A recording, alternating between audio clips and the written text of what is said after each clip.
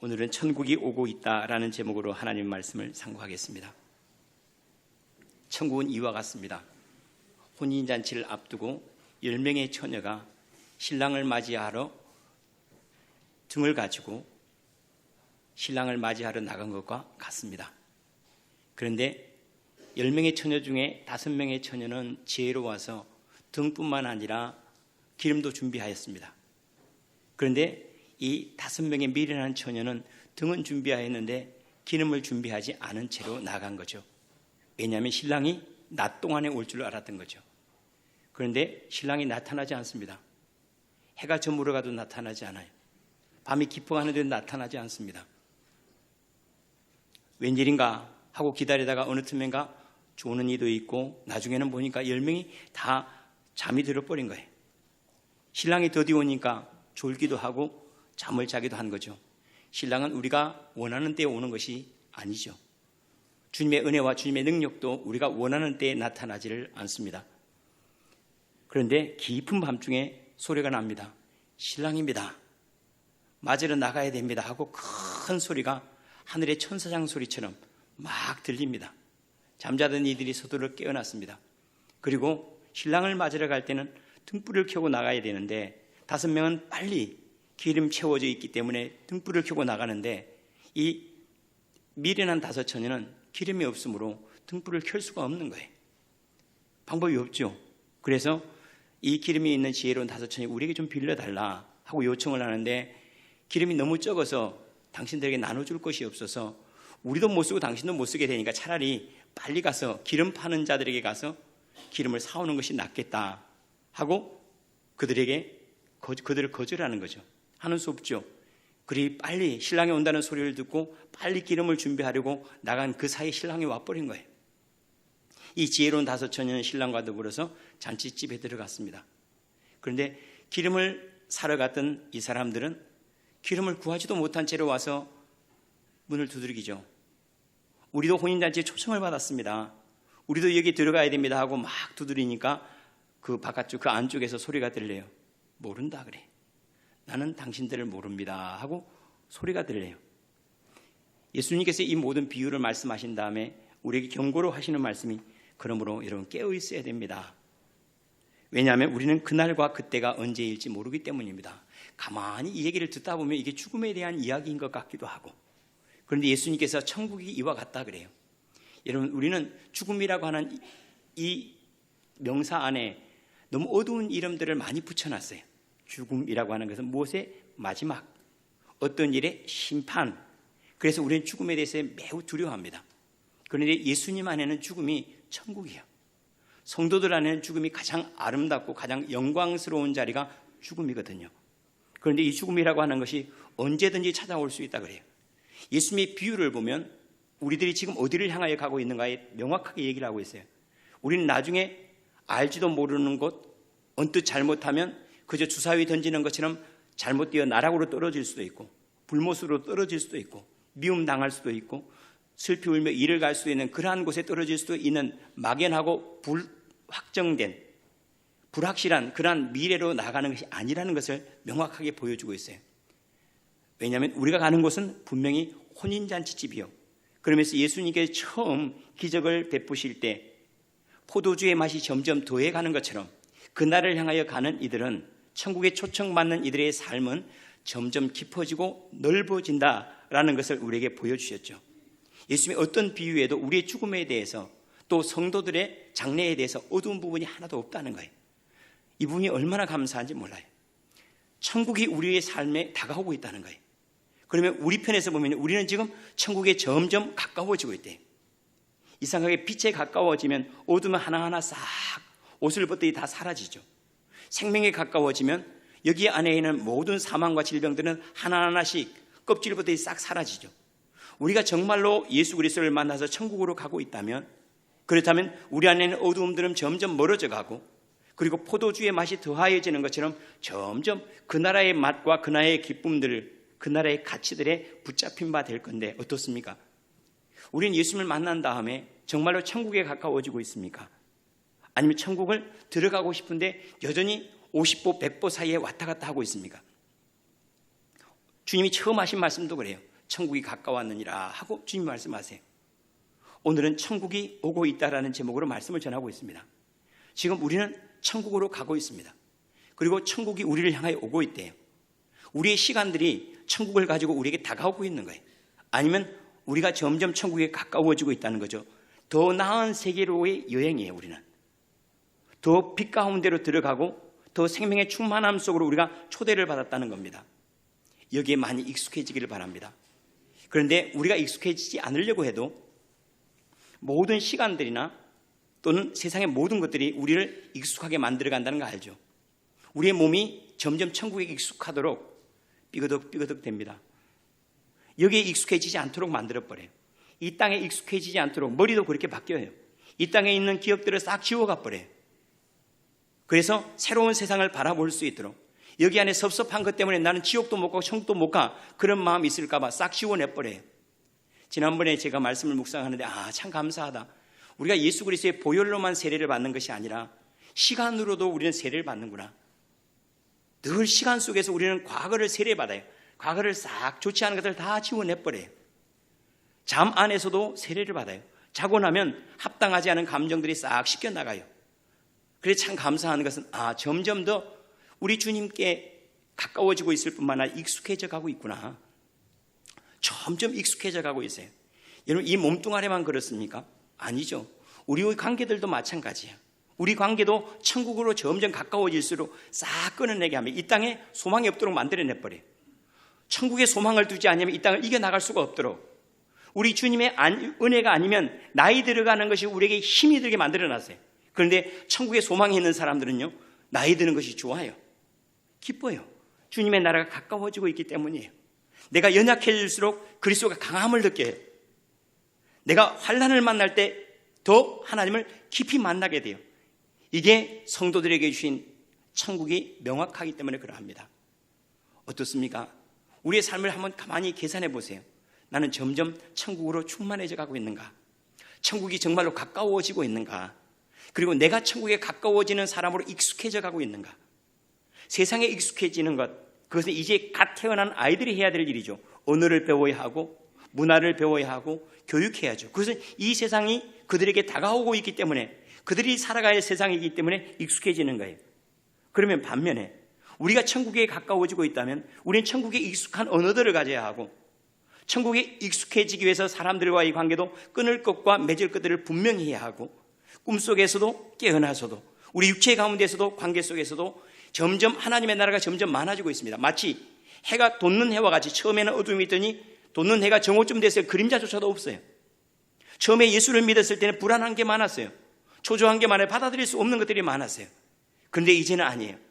돋는 해와 같이 모든 것들이 싹 바뀌어서 이제 감사할 줄 알아요.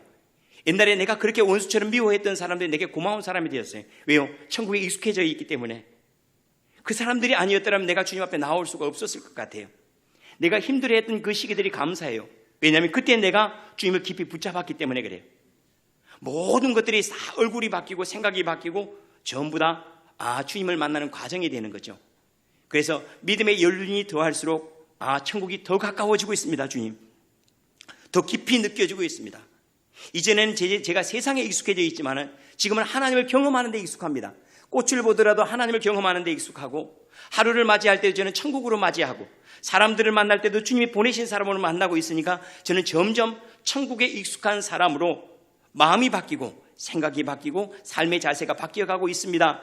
이것이 천국으로 초청된 우리들의 삶의 모습이어야 한다는 것은 너무나 분명하지 않겠습니까?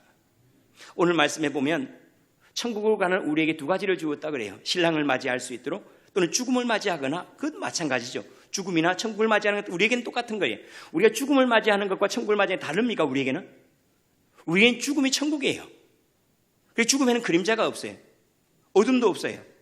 오직 죽음은 우리를 위하여 모든 것들을 다 세례받게 하고 깨끗하게 합당하지 않은 싹 지워내고 완전하게 그리스도께서 원하시는 모습으로 바꾸어내는 것이 죽음이니까 그것이 우리에게는 천국을 경험시키는 거죠. 그런데 이 천국에 들어가는 이들에게 주님께서 오늘 말씀을 보면 등불과 기름이 필요하다는 얘기를 해요. 신랑을 만날 때, 우리가 천국에 들어갈 때는 등불과 기름이 있어야 되는데, 이 등불을 잠언서 20장 27절에 이렇게 얘기를 합니다. 사람의 영혼은 여호와의 등불이라. 이 등불이 뭐냐면 영혼이래요. 사람의 영혼은 여호와의 등불이라 사람의 깊은 속을 살피느니라. 맞죠? 우리가 주님을 만나러 갈 때 등불을 가지고 만나는 것처럼 우리의 영혼으로 주님을 만나지 몸뚱아리로 주님을 만나지는 않아요. 우리의 영혼으로 주님을 만나는 거예요. 그런데 이 영혼만 있으면 주님을 만나는가? 아니래요. 그 영혼에요 기름이 채워져야 된다라고 얘기해요. 이 기름이라고 하는 하나님의 생명이고 성령이시고 성령의 기름 부음이라고 할 수가 있겠죠.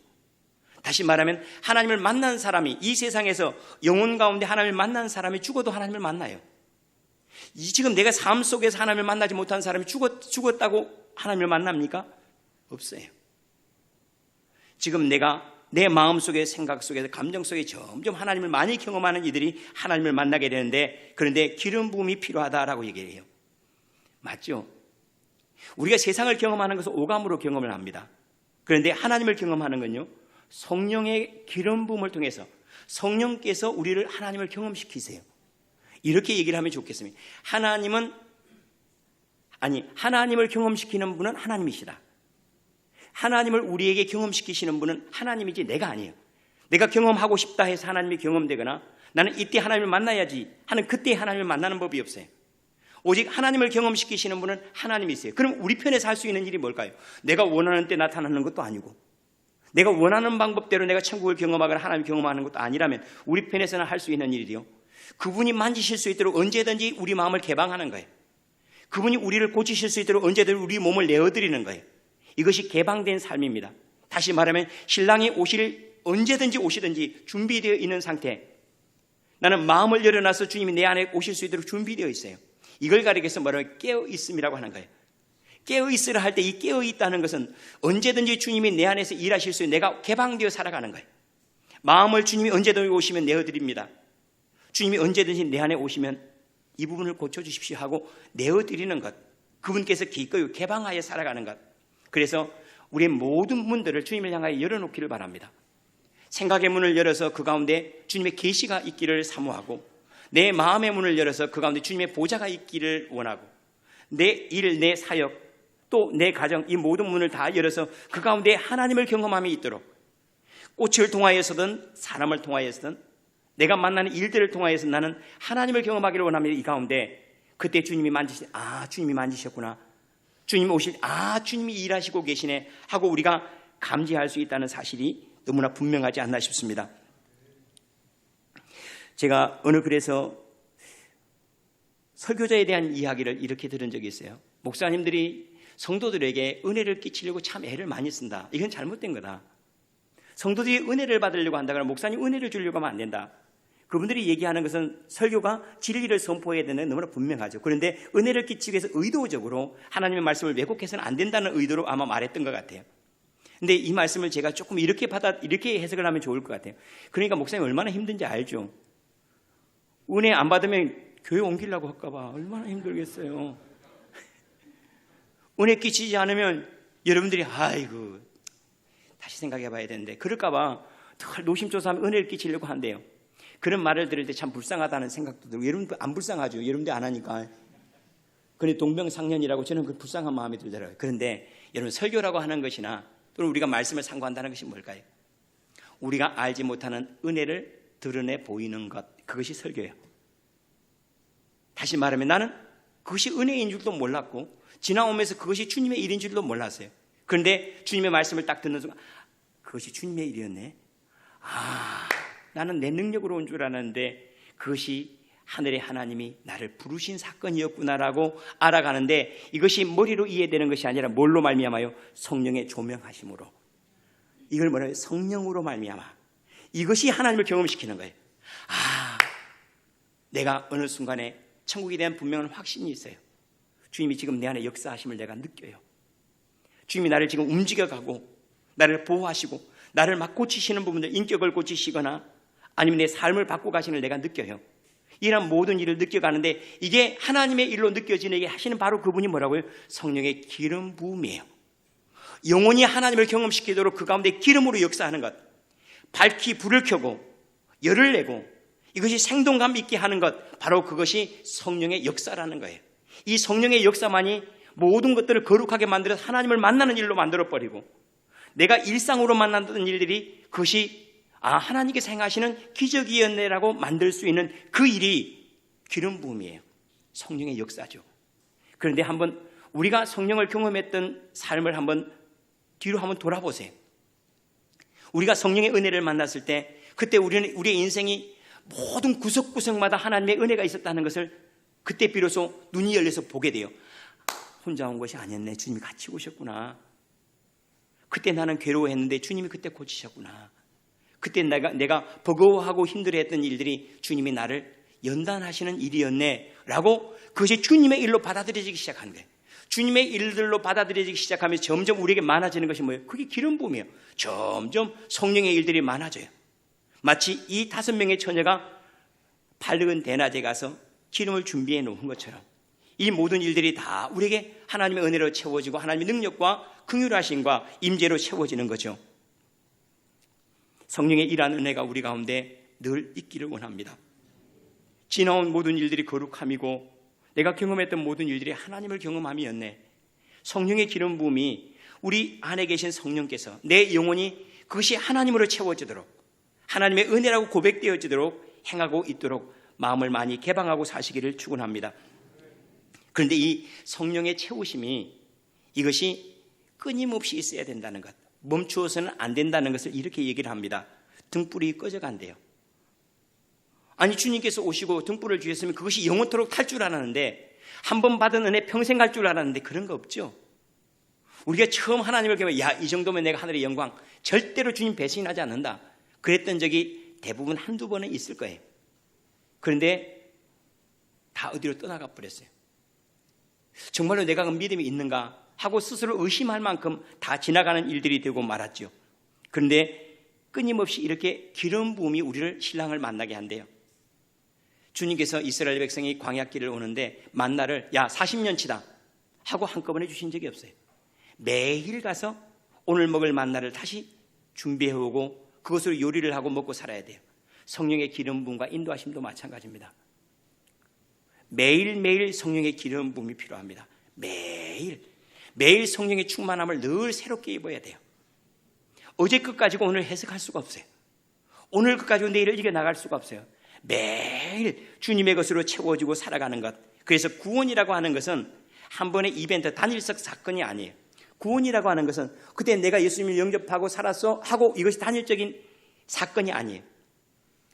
이건 과정이에요. 마치 결혼과 같죠. 그때 우리가 결혼했다고 해서 우리가 부부의 즐거움을 날마다 누립니까? 그렇지 않아요. 오늘 부부간에 누릴 즐거움들은요, 오늘 누룽지를 해줘야 돼요. 오늘 옷을 사줘야 돼요. 오늘 서로에게 사랑의 고백이 있어야 돼요. 오늘 함께 손을 잡아주고 위로해줘야 돼요. 서로를 칭찬해줘야 돼요. 한번 우리가 결혼식 마쳤어 해서 이 마친 것 때문에 이 감격 가지고 평생 살아가집니까?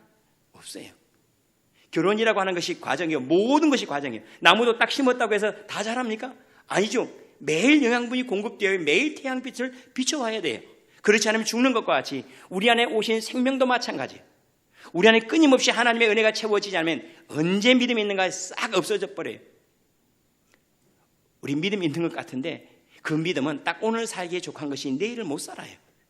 그래서 오늘 주님께서 등불이 꺼져간다고 경고하고 있어요. 채우라는 거죠. 끊임없이 채워져야지. 한번 생각해 보십시오. 하나님께서 우리에게 풍년의 때를 왜 주시죠? 요셉에게 나타났죠. 우리 바로의 꿈을 통해서 7년 풍년을 주고 난 다음에 7년 흉년이 와요. 뭐 하려고 7년 풍년을 줬다고요? 7년 다가올 흉년을 준비하기 위해서 양식을 쌓아놓으라고 이때 미리 풍년을 준 거예요. 우리의 삶도 마찬가지입니다. 나는 절대 흉년 안 만난다. 천만의 말씀이에요. 우리 몸에도 흉년이 금방 찾아와서 삐거덕대고 나에게 이런 질병이 있을 거라고 여기지도 못했는데 어느 날 찾아올 때가 있어요.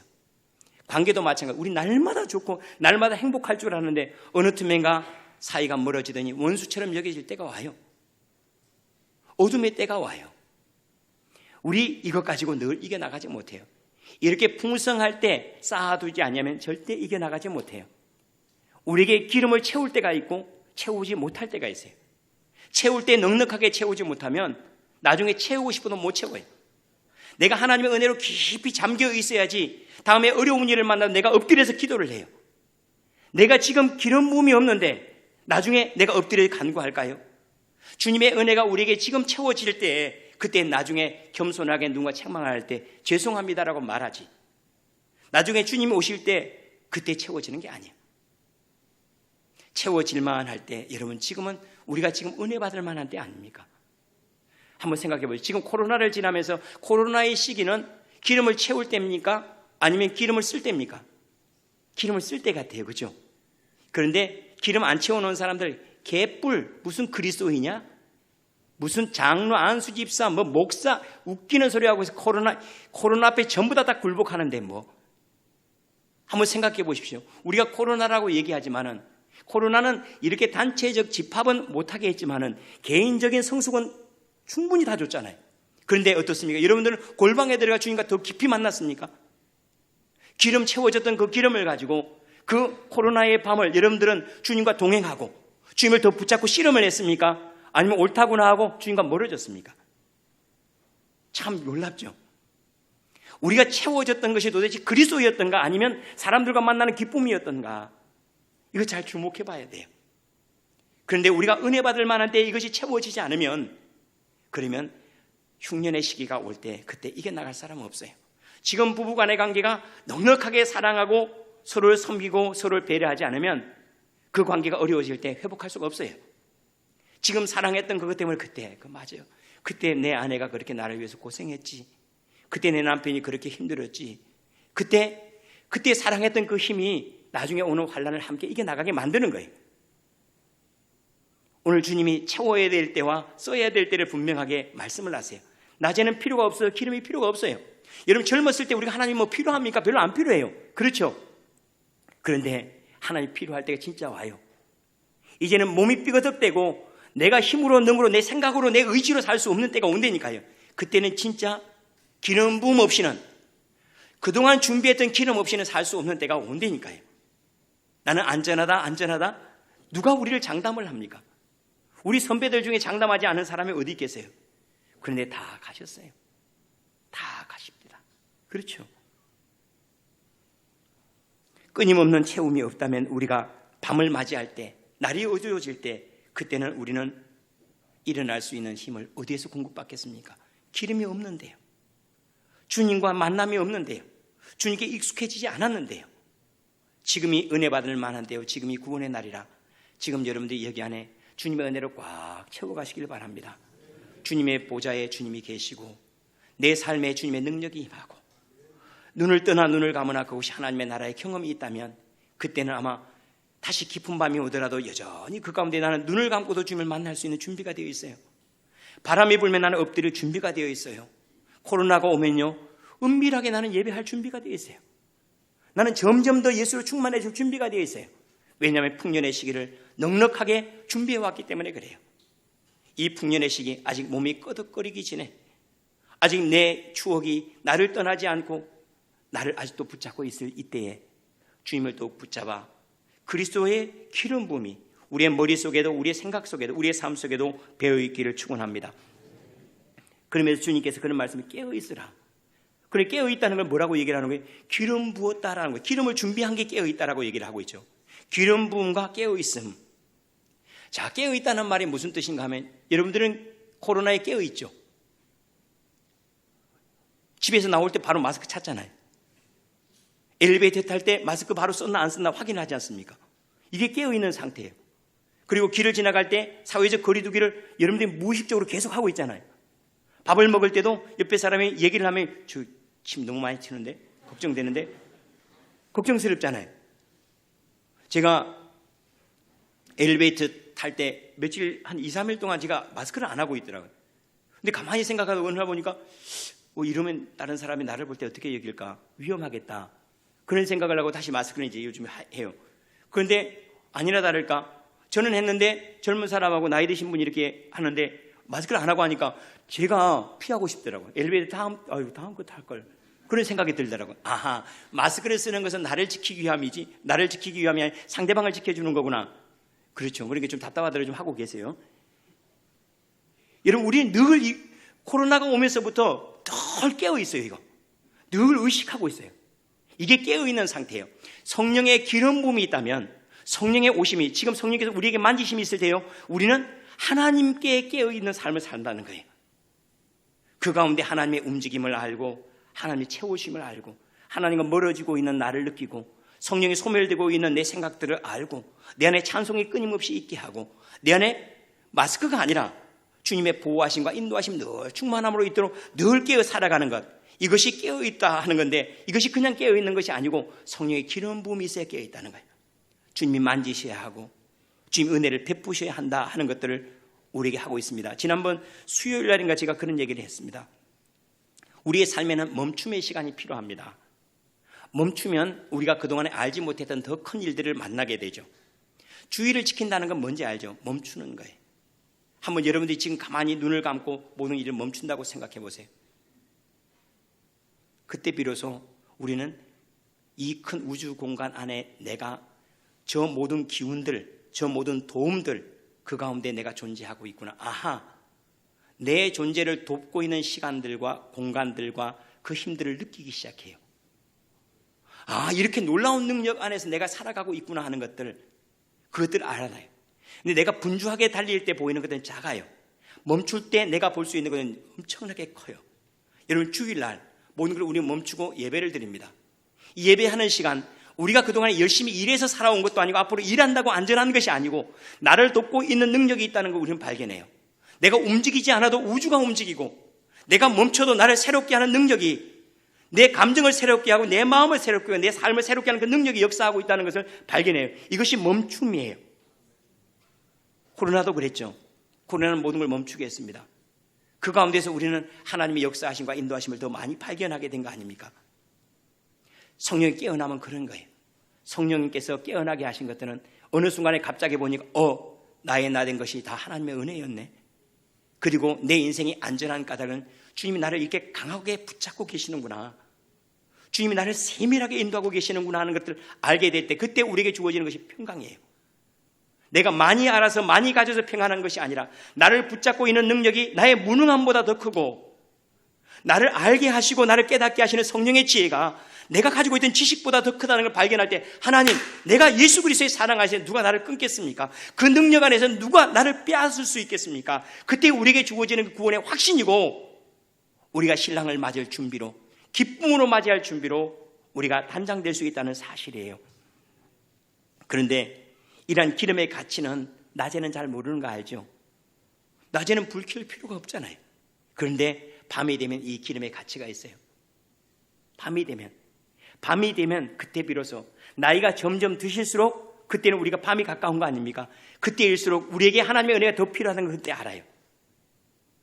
그렇죠. 젊었을 때 하나님을 의지하는 것보다도 내 것이 싹 하나하나 싹 없어져서 어두워졌을 때, 내 생명이 어두워지고 내 관계가 어두워졌을 때, 그때 하나님의 은혜가 더 강력해져요. 그래서 천국에 가까워진다는 것은 시간이 우리를 가르쳐줘 버리고 우리 몸이 우리를 가르쳐주죠. 아, 점점 가까워지고 있구나. 점점 가까워지고 있구나. 얼마나 감사합니까? 그러면서 주님이 우리에게 이 비유를 통해서 그런 얘기를 해요. 아니, 기름 조금 나눠주면 어때요? 그런데 임의로 이 기름을 나눠줄 수 없대요. 다시 말하면 제 안에 성령 충만함이 있으니까 자, 우리 이장로님 절반 가져가세요, 이렇게 나눠줄 수가 없대요. 정보야 나눠주지만 받아들이고 안 받아들이고 본인에게 달려있는 거예요. 마음을 여는 것은 여러분들이 여는 거고, 그리스도 앞에 엎드려 은혜를 구하는 것들은 여러분들이 구해야 되는 것이 누군가가 나눠줄 수 있는 것들이 아니다라는 이야기를 하고 있습니다. 그러면서 기름을 꽉 채우고 있어야 돼요. 왜냐하면 알지 못하는 시각에 주님이 오시기 때문이다. 그런데 참 이 말씀을 묵상하다가 제가 큰 감동을 받은 게 이거예요. 아, 주님의 일하심은 늘 알지 못하는 시간에 늘 있었구나.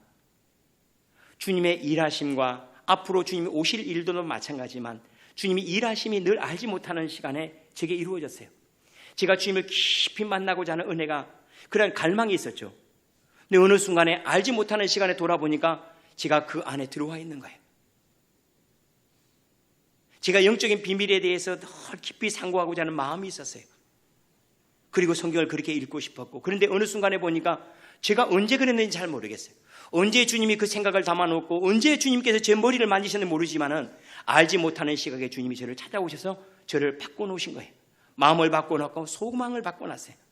여러분, 그동안에 우리가 기도했던 것들이 여러분이 아는 시간에 딱 고쳤다. 아, 됐다. 이제 건강하다. 그런 때는 별로 없죠. 근데 우리가 기도했던 것들이 어느 순간에 알지 못하는 시간에 우리 가운데 아픈 게 없어졌네.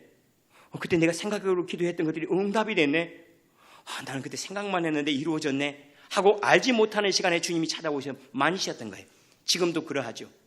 우리가 알지 못하는 시간에 은밀하게 찾아오셔서 은밀하게 늘 일하시려. 그런데 그것이 우리가 주님의 일이라는 거 언제 알아요? 주님의 기름 부음이 있을 때, 주님이 하셨구나. 우리가 알지 못하는 시간에 또 주님께서 오신대요. 주님의 오심도 알지 못하는 시간에 오신대요. 감사하죠. 주님이 알지 못하는 시간에 오시면 얼마나 감사하겠습니까? 제가 기록상으로 봤을 때 그때 몇 년인지 잘 모르겠지만은 헬리해성처럼 더 큰 해성이 지구에 부딪힌다. 엊그저께도 부딪힌다고 했던 기사 나오고 그랬죠.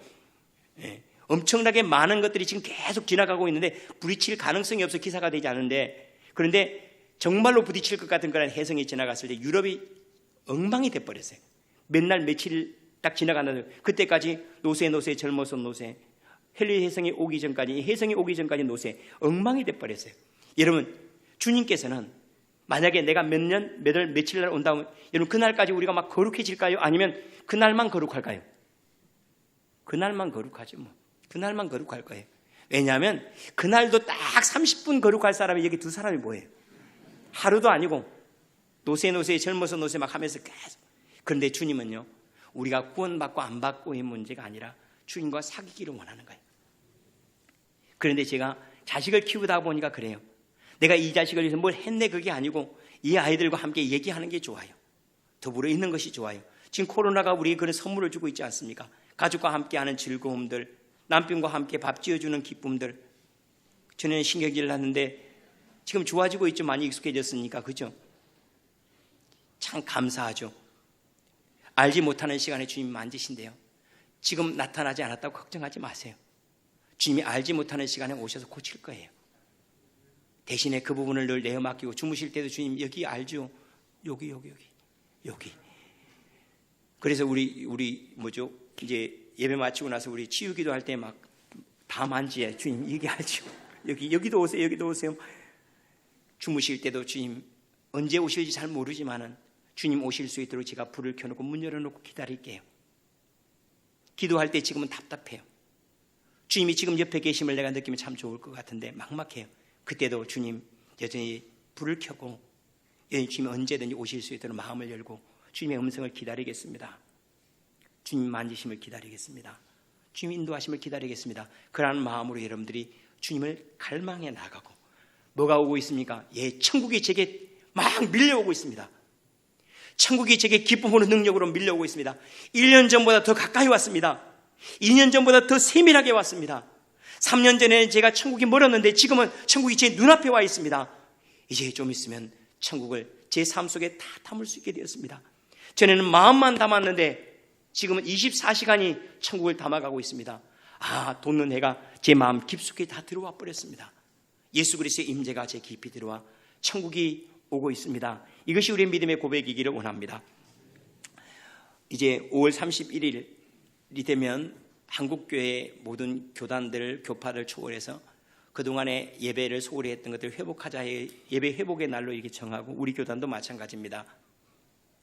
그래서 5월 31일에 이제 예배를 회복하자 하고 하는데, 그 일을 준비하기 위해서 지난주에 금요일에 영성 식사를 우리 신방권사님들이 이렇게 했습니다. 그럼 참 감사한 것은 저는 걱정이 많이 됐거든요. 왜냐하면 이렇게 집회할 수 있는 시간들이 적어서 저 양반들 믿음 많이 까먹었겠다. 그런데 만나서 이렇게 고백을 들으니까 여수도만 장사를 그렇게 잘해요. 그 가운데서 예수를 잘 가져오고 있는 거예요. 그 가운데서 만나야 될 예수를 아이들과 교제하면서 만났고, 성도들 한 명 한 명 하면서 또 만났고, 어떤 일을 은밀하게 기도하면서 만났고, 참 잘했다.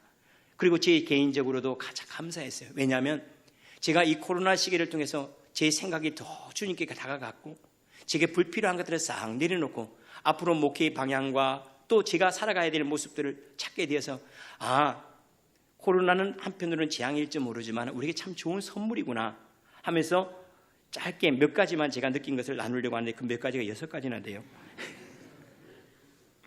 한번 여러분들이 삶을 한번 반추해 보면서 한번 나도 그런 면이 있겠구나 하고 여기면 좋을 것 같아요. 먼저는 이제는 공동체의 안전함을 스스로 소중하게 여기기 시작했다는 거예요. 첫 번째로는 무슨 얘기인가 하면 전에는 아이고 내가 잘하면 되지 뭐 나만 건강하면 되지. 그런데 나만 건강하면 될 일 아니야. 옆 사람이 버튼 잘못 누르면 코인 버튼 잘못 누르면 노래방에 가가지고 코로나 가져와. 다시 말하면 공동체가 서로를 지켜줘야 된다는 것, 그리고 안전한 공동체가 나를 안전하게 한다는 걸 비로소 인식하기 시작한 거예요. 매우 개인적으로 살아왔다가 지금은요 서로를 배려하지 않으면 그럼 나도 안전하지 않다는 것. 그러면서 그 공동체 안에서 내가 책임 있는 인간으로 살아가야 된다는 인식이 생겨나기 시작한 거예요. 마스크를 써야 하고 사회적 거리를 유지해야 하고, 이것이 전에는 나를 위한 일이었는데 이제는 상대방을 위한 일로 책임을 질 수 있는 인간이 된 거죠. 교회도 마찬가지예요. 나 혼자 믿음 생활 잘하면 되지. 그런 거 없어요. 우리 믿음 그렇게 됐습니까?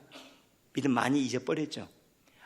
결국 내 믿음도 누군가에게 위로가 있었고 누군가의 축복이 있었고 손잡아주는 사랑이 있었구나 하는 것들을 알아가게 돼서 참 감사하죠. 두 번째로는 지금까지 사람은 과학과 의학에 대해서 매우 낙관적인 생각을 가지고 있었습니다. 인공지능과 그리고 로봇 그리고 의학기술의 발달에 의해서 우리는 안전한 세상을 살아갈 수 있으라고 했는데 딱 하나 코로나 만나면서 인간의 한계가 어떠한지, 의학의 한계가 어떠한지 한순간에 깨닫기 시작했어요. 지금 백신이 올해 나온다 내년에 나온다 하지만은 그 백신은 한 지역에 사용할 수 있는 백신, 특정한 사람들에게 사용할 수 있는 백신은 1년 안에 나올 수도 있대요. 그런데 모든 사람들에게, 그냥 불특정 다수에게, 모든 사람에게 주사할 수 있는 백신은 2, 3년이 걸린대요. 그렇게 쉽지가 않다는 거죠. 하나 해결하는 게 그렇게 쉬운 줄 알았어요. 우린 다 하는 줄 알았어요. 다 잘하는 줄 알았어요. 까놓고 보니까요, 선진국이라고 나라 꽝이요 보니까 아무것도 아니더만요 보니까. 그죠? 우리는 비로소 인간의 한계를 만났어요. 다른 표현으로 말하면 우리는 더 믿음이 필요하다는 존재, 우리는 하나님의 은혜가 필요한 존재를 발견해서 제가 얼마나 감사한지 몰라요. 하나님, 제 자신의 연약함을 알게 하고 우리 문명의 나약함을 알게 참 감사합니다. 그래서 우리가 바벨탑을 쌓는 대신에 교회를, 또 우리 스스로를 성전으로 건축되어 갈 수 있는 그러한 자리를 지키기에 참 감사하다는 마음이 들었어요. 세 번째로는 성도와의 교제가 얼마나 소중한지를 알게 된 거죠. 많은 분들이 그런 걱정을 합니다. 집을 떠나버리고 교회를 떠나서 막 너무 재밌게 즐겁게 노는 사람들, 그 사람들이 예배에 돌아올까 그래요. 제가 우리 성도들에게 물었습니다. 우리 권사님들에게 돌아올까요? 그리워서 돌아오지. 그렇지 않습니까? 여러분들이 예배를 못 드리고 성도의 교제가 안 해서 여러분이 만나고 싶고 보고 싶고 그런 마음이 더하지 않았습니까? 더하지 않았군요. 훨씬 더해지기 시작했어요. 그때는 그제 다른 사람이 나에게 관심을 갖고 우리 식사할까요? 차를 마실까요? 하는 것들이 거추장스러운 일이었는데 이제는 한번 차를 마시고 누군가의 권면을 받는다는 게 얼마나 소중한 일인지를 알게 된 거예요. 성도들과의 교제하는 이 시간들이, 만약에 이 코로나 때문에 사람들이 한 1년 정도만 하면 아마 우리나라 인구 한 50% 정도는 전부 다 우울증에 들 것 같아요. 우리가 그동안의 사람과의 만남 무심코 지나갔지만 그것들이 얼마나 소중한지를 알아가는 거예요. 성도와의 교제가 얼마나 소중한지를 알아갔어요. 이것이 우리가 코로나를 통해서 받은 선물이 아닌가 싶습니다. 네 번째로는 다양한 모양의 예배의 길이 열렸다는 거예요. 처음에 예배를 드릴 때 모두 다 모여서 드리는 줄 알았어요. 그리고 조금 예배 모양, 주복교회는 너무 오랫동안 서서 예배를 드리는데 이단 아니야. 지난번에 교회 개척하고 신발을 벗고 들어왔어요. 왜냐하면 청결하게 드릴 수 있어서. 그랬더니 이 교회 이상한데, 이단 같은데, 무슨 난방만 잘 돼 있어도 이단이야. 제가 지난번에 또 양복을 안 입고 이게 한복을 입고 올라왔더니 최 목사님 좀 이상한데 뭐만 하면 이상해. 그런데 코로나 딱 닥치고 나니까요, 모든 것들 다 예배라고 바꿔버렸어요. 온라인으로 연예인들 보는 것처럼 목사님 설교 듣는데 그 예배래. 온라인 예배래. 차에서 듣는데 그거는 차에는 거의 영화관 아니고, 그죠? 자동차 극장 아니에요. 그런데 그거 드라이브인 예배래. 다시 말하면 이제는 비로소 사람들이 뭘 인식하는, 예배라고 하는 틀이 아니고 하나님을 경외하고 하나님을 즐거워하고 하나님을 기뻐할 수 있는 수많은 방법들이 이제 열리기 시작한 거예요. 아마 이제 다양한 모습들의 예배가 아마 실현되겠죠. 제가 우리 교회 그리고 목회를 하면서 소망하는 게 있어요. 그게 뭐냐면 코로나19가 끝나더라도 그 이전으로 돌아가고 싶지는 않구나. 이건 우리에게 주신 선물인데 훨씬 더 나은 세상으로 나아가야지. 지금 이러한 예배의 틀이 아니라 더 많은 예배의 틀이 필요하겠구나. 그래서 지금 다른 것들을 계획을 하고 있어요. 온 통합 예배를 드리면서 식구들끼리 드리는 예배들도 필요하겠고 청년들끼리 예배를 드리는 것들이 필요하겠다 하는 것들을 교회에서 담아내야 되겠구나. 다양한 예배의 틀들이 이제 막 올라온다는 게 저는 기대가 많이 돼요. 여기서 모이는 사람들이 적다 할지라도 속으로 모이는 사람이 많아지고 그리고 그들이 그리스도를 더 깊이 만날 수 있겠구나 하는 그런 감격이 있어요. 얼마나 좋은지 몰라요. 제가 그래서 유튜브로도 막 하고 있는데 재밌어요. 너무 재밌어요. 막. 제발 구독, 좋아요 좀 눌러주세요. 제발 와서 구독, 좋아요 1000번을 구독자가 1000명이 돼야지 제가 밖에 나가서도 방송을 해. 아니면 늘 방 안에 처박혀서 방송을 해야 돼요. 구독, 좋아요, 그리고 알람 설정. 다섯 번째네요. 다섯 번째로는 코로나19는 진단키트 하지만 실제로 교회를 진단하고 우리 믿음을 진단했어요.